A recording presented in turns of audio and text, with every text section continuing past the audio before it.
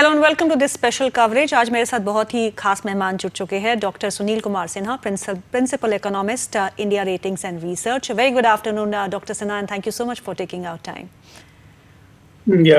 Good afternoon. Doctor Sinha, चलिए हम economy के बारे में बात करते हैं। If you talk about the GDP projections, ये माना जा रहा है कि आईएमएफ ने कहा है 7% की दर से इंडिया ग्रो करेगा फॉर FY25। वहीं आरबीआई 7.2% के अनुमान के साथ काम कर रही है। आपके अनुमान क्या है? So what is expected as far as GDP numbers are concern for FY25?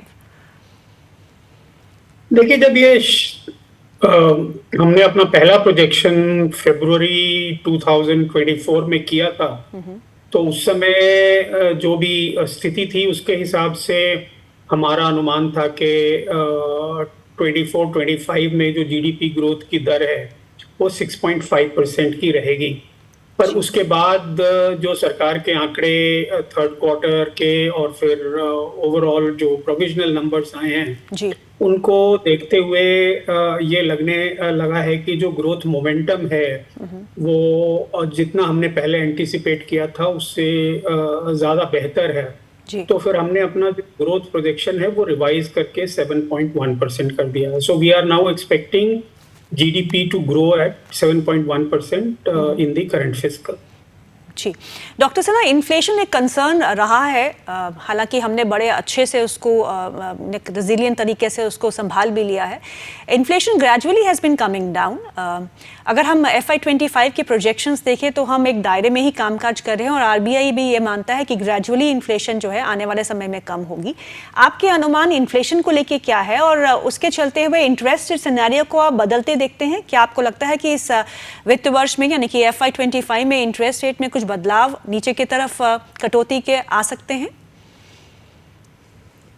जहां तक इन्फ्लेशन और इन्फ्लेशन की ट्रैजेक्टरी का सवाल है, आरबीआई का अगर आप प्रोजेक्शन उठा के देखें तो उसमें आरबीआई ने भी कहा है कि जो इन्फ्लेशन की दर फर्स्ट क्वार्टर से जब हम सेकंड क्वार्टर में आएंगे, जिसमें कि हम आ चुके हैं, तो सेकंड क्वार्टर में जो महंगाई की दर है वो फर्स्ट क्वार्टर के बनिस्बत कम रहेगी और तकरीबन वो 4% के आसपास रहने वाली है। पर थर्ड क्वार्टर और फोर्थ क्वार्टर में उनके प्रोजेक्शन के हिसाब से वो एक बार फिर जो है वो 4.5 से 5 के बीच में रहने की संभावना है।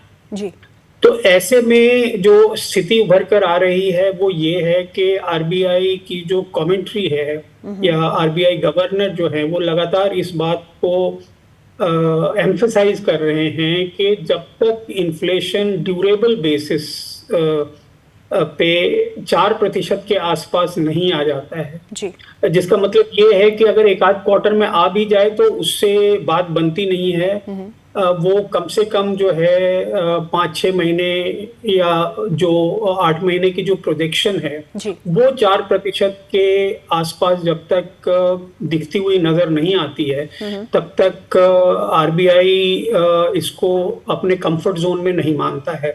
और जिसका नतीजा ये है कि आरबीआई लगातार इस चीज को फ्लैग कर रहा है और साथ साथ ये भी बताने की कोशिश कर रहा है कि जो इन्फ्लेशन या इन्फ्लेशनरी प्रेशर्स जो हैं वो कहाँ से आ रहे हैं। और जैसा हम सभी को पता है कि वो फूड और फूड आइटम्स में ज़्यादा रिफ्लेक्ट हो रहे हैं और कई बार ये देखा गया है कि उसमें जो दिक्कतें हैं वो सप्लाई साइड इश्यूज की वजह से होती हैं। तो ऐसे में मॉनेटरी पॉलिसी जो है वो बहुत ज़्यादा कारगर नहीं सिद्ध होती है अगर वो डिमांड साइड से प्रेशर ना हो तो इसलिए आरबीआई इस समय मेरी समझ से पॉलिसी रेट में कोई बदलाव करने के पक्ष में नहीं है और मुझे नहीं लगता कि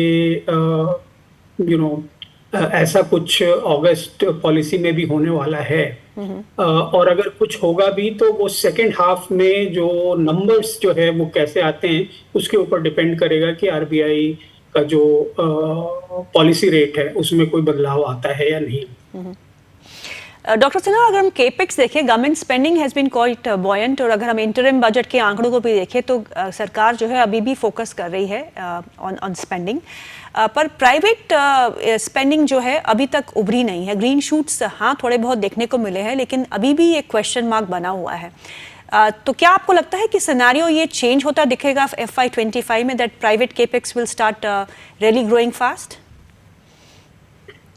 देखिए, प्राइवेट कैपेक्स जिसको कि हम ब्रॉड रिकवरी कहते हैं, वो तो अभी भी दिख नहीं रहा है। परंतु हाँ, अगर आप सेक्टर वाइज देखने की कोशिश करें तो कुछ सेक्टर्स ऐसे जरूर हैं जहां पे कि प्राइवेट केपेक्स जो है वो थोड़ा बहुत आ रहा है और वो चल भी रहा है जी। बट ज्यादातर जो प्राइवेट सेक्टर का कैपेक्स है वो अभी भी मेंटेनेंस कैपेक्स है। ग्रीन फील्ड कैपेक्स बहुत कम है एक्सेप्ट फ्यू सेक्टर्स। तो ऐसी स्थिति में सरकार के पास कोई बहुत ज्यादा चॉइस नहीं है और जिसका नतीजा ये है कि सरकार का अगर हम इंटरिम बजट देखें तो उसमें भी सरकार ने ये फोकस किया है कि गवर्नमेंट कैपेक्स जो है वो पिछले साल की तरह इस साल भी जो है उसी स्तर पर बना रहेगा जी। और साथ ही साथ जो सरकार इस चीज को भी देख रही है और समझ रही है कि जो ओवरऑल जो डिमांड ड्राइवर्स हैं वो private consumption, investment, government spending and export minus imports, जी। तो एक्सपोर्ट्स के जो आंकड़े हैं वो भी कोई बहुत ज्यादा इनकरेजिंग नहीं है। थोड़ा बहुत सुधार जरूर हुआ है। तो जो मेन जो ड्राइवर है जीडीपी का, जिसे हम कंजम्पशन डिमांड कहते हैं, वो अभी भी काफी नीचे है। तो ऐसी स्थिति में गवर्नमेंट को कैपेक्स के ऊपर फोकस करना जरूरी है और वो सरकार कर रही है और मुझे ऐसा लगता है कि कल जो बजट आएगा उसमें भी ये फोकस बना रहे। जी। अगर हम टैक्स कलेक्शन के आंकड़ों की बात करें तो काफ़ी अच्छी ग्रोथ देखी है। इवन रिवाइज एस्टिमेट से भी बेहतर आंकड़े जो है वो जीएसटी कलेक्शन के आए हैं, चाहे वो डायरेक्ट टैक्स कलेक्शन हो। तो टैक्स में बदलाव की उम्मीदें हैं आपको in terms of income tax, because ये डिमांड जो है पिछले 10 सालों से मिडिल क्लास की रही है और क्या आपको लगता है कि इस बार पूरी की जाएगी? और साथ में ही बॉयंसी जो हमने टैक्स कलेक्शन में देखी है, क्या आप इसे मेंटेन होते देखते हैं? हाँ, जिस किस्म के ग्रोथ की संभावना है, जो मैं पहले भी कह रहा था कि 7.1% से हम उम्मीद कर रहे हैं कि जीडीपी ग्रो करेगी करंट फिस्कल में, और जो नॉमिनल जीडीपी है वो तकरीबन 10 और 11 के बीच में रहेगी। तो ऐसी स्थिति में हमने पिछले साल भी देखा कि जो टैक्स कलेक्शंस है वो काफी बॉयंट रहा है जी। और अपेक्षा से बेहतर रहा है। और इस साल भी जो इंटरिम बजट में जो नंबर्स पेश किए गए हैं, हमारा ये अनुमान है कि जो ग्रोथ मोमेंटम हमें देखने को मिल रहा है, उस ग्रोथ मोमेंटम के हिसाब से जो असेसमेंट या जो प्रोजेक्शंस इंटरिम बजट में दिया गया है उससे एक्चुअली टैक्स कलेक्शन ज्यादा होगा। और एक और जो विंडफॉल गेन सरकार को मिला है वो आरबीआई के डिविडेंड के रूप में मिला है जी। जो कि इंटरिम बजट के टाइम पे उन्होंने जो अनुमान रखा था उससे कहीं बहुत ज्यादा डिविडेंड आरबीआई ने दिया है। तो इन तमाम चीजों को अगर आप मद्देनजर रखें तो एक चीज तो उभर कर सामने आती है कि सरकार की जो आय है वो अपेक्षा से बेहतर होने की उम्मीद है। इसलिए सरकार हो सकता है कि जो कल बजट पेश हो उसमें जो एक्सपेंडिचर है उसमें कुछ फेरबदल करे और फोकस तो कैपेक्स पे रहेगा ही रहेगा। लेकिन जैसा कि आपने भी बताया कि जो कंजम्पशन डिमांड है या उन चीजों में जो थोड़ी अभी भी तेजी नहीं आ रही है, तो उन एरियाज में वो स्पेंड करने की कोशिश करेंगे जिससे कि थोड़ा बहुत कंजम्पशन डिमांड को सपोर्ट करे। सो फिस्कल कंसोलिडेशन को लेके आपकी राय क्या है? फिस्कल डेफिसिट फॉर FY25 कितना रह सकता है? इंटरिम बजट में 5.1% की बात की गई है, क्या उससे कम हो सकता है या फिर वही आंकड़ा बरकरार रहेगा? देखिए, जैसा मैं अभी भी कह रहा था कि सरकार की आय अपेक्षा से बेहतर होने की उम्मीद है फिस्कल ईयर 25 में। तो ऐसे में जो फिस्कल डेफिसिट का आंकड़ा 5.1% का है वो अचीव करना मेरे हिसाब से मुश्किल नहीं होगा। वो बिल्कुल पॉसिबल होगा। और जो डिविडेंड, एक्स्ट्रा डिविडेंड और जो एडिशनल डिविडेंड जो सरकार को मिला है आरबीआई की तरफ से, अब उसको वो कैसे स्पेंड करते हैं उसके ऊपर डिपेंड करेगा। एक तरीका तो ये भी हो सकता है कि उस एडिशनल आय को आप फिस्कल डेफिसिट कम करने के लिए भी इस्तेमाल कर सकते जी। हैं, और दूसरी तरफ जो है आप उसका इस्तेमाल जो है कुछ खर्चों में बढ़ोतरी करके भी कर सकते हैं, राइट। या फिर एक ऐसा सामंजस्य बिठा सकते हैं कि कुछ जो अमाउंट है उसका इस्तेमाल आप खर्चे के लिए करें और कुछ का इस्तेमाल जो है फिस्कल डेफिसिट को और कम करने के लिए करें। जी। तो ये कल के बजट में हमें पता चलेगा कि सरकार का रुख जो है फिस्कल डेफिसिट को लेकर क्या है। जी डॉक्टर सिन्हा, एक आखिरी सवाल होगा, तो आपकी एक्सपेक्टेशन क्या है बजट से? देखिए, जहां तक बजट का सवाल है उसमें एक चीज जो उभर कर सामने आई वो ये है कि जब नई सरकार बनी तो जिस हिसाब से पोर्टफोलियोज और मिनिस्टर्स हमारे सामने आए, उसने एक चीज तो बिल्कुल साफ कर दी कि जो नई सरकार है वो कंटिन्यूटी चाहती है, जी। वो किसी किस्म का डिसरप्शन नहीं चाहती है।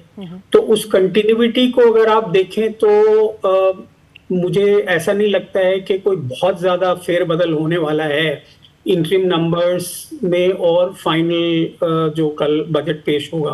परंतु जैसा कि मैं अभी कह रहा था कि जो डिविडेंड का अमाउंट है वो ज्यादा है, और जो ग्रोथ मोमेंटम है वो भी जो है थोड़ा और बेहतर नजर आ रहा है। तो ऐसे में हो सकता है कि सरकार कुछ जो हेड्स हैं उसमें स्पेंडिंग बढ़ा दे, तो रूरल डेवलपमेंट उनमें एक हो सकता है, क्योंकि हम सभी जानते हैं कि जो बेरोजगारी एक समस्या इस समय चल रही है।